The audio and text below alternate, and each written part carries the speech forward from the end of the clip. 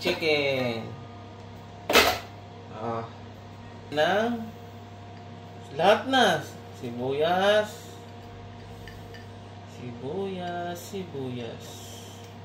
Masarap pag maraming sibuyas tapos bawang.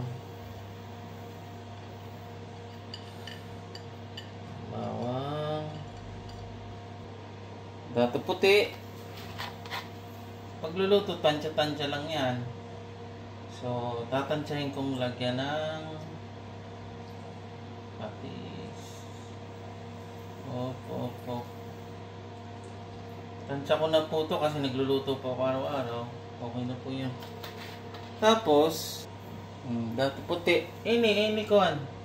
Magic sarap. Konti lang. Magic sarap. Tansya-tansya lang.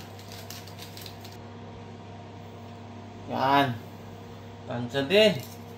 Tansya, black pepper, pampasarap sa adobo. Diba? At tayo, basil. Gusto ko po siyang lagyan para maging aroma yung kanya. Flavor. Not much. Konti lang po. Wow. Mayroon pa pong isa. Aroma. Lagyan natin ng chili. Depende din po sa inyo kung gusto nyo lagyan. Ako gusto ko pong lagyan ng kaunti. Para mahalang-halang ng kaunti ba. Lagyan po natin ng kaunting honey. Masarap yung maalat-alat at matamis-tamis na kaunti. Kaunti lang po, pampalasa. Haluin. Nalagay na lahat ng ingredients, halo ng kaunti para mag-distribute yung lasa sa laman. So na po natin ang apple. Ito po yung sinasabi ko. Low fire. Kuha nyo muna, palaksan nyo muna, pabukalan nyo muna ng kaunti, tapos low fire, tapos lagay nyo na po yung kuhan. Yan po, nabukal na Pag nabukal na po siya, pwede nyo na po siyang pahinaan. Takloban. Wala po, ang technique din po dito para madaling maluto yung manok is huwag nyo pong palalabasin yung pinaka-pressure nung pinaka-pressure nung parang umuusok. Yun yung magluluto na magiging magiging juicy manok. Tingnan nyo po. Talagang taklob na taklob siya. Ito po yung finished product ng chicken adobo natin. At pasensya na po, hindi ko na po napakita yung paglagay ng cornstarch. So, ito na po yon yung sabaw. As I said, makakatulong po yung cornstarch sa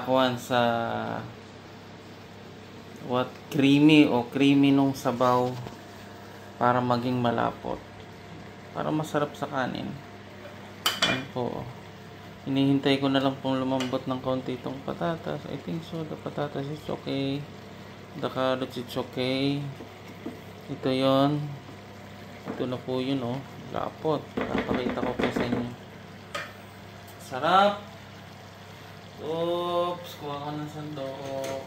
Nako. Yan po yung ibig kong sabihin. Pag hindi nyo po nilagyan ng cornstarch, parang igas siya, which is good din, pero mas masarap siya kung lalagyan nyo ng kaunting, kuha kayo ng isang basong tubig, lagyan nyo ng cornstarch, tapos ilagay nyo dito, kasi luto na po yung manok, nilagay ko yung cornstarch, tapos sinugunda ko yung mga gulay. Tingnan nyo po, hindi lamog ang gulay, pero itong manok po is very juicy. Papakita ko po sa inyo.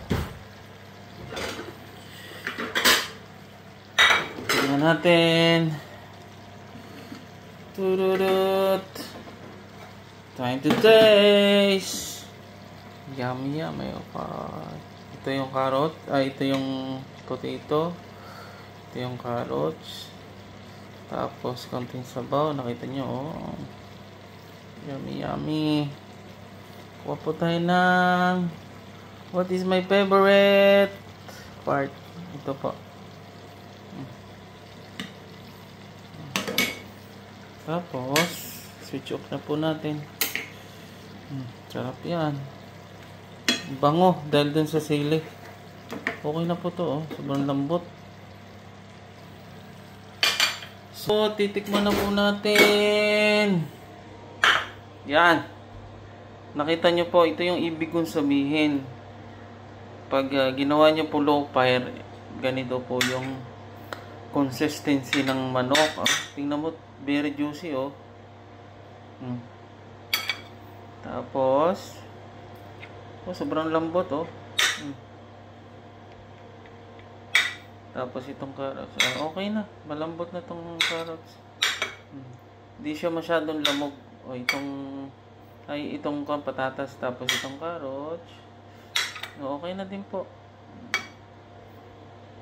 Goods. Yan na po. Finished product.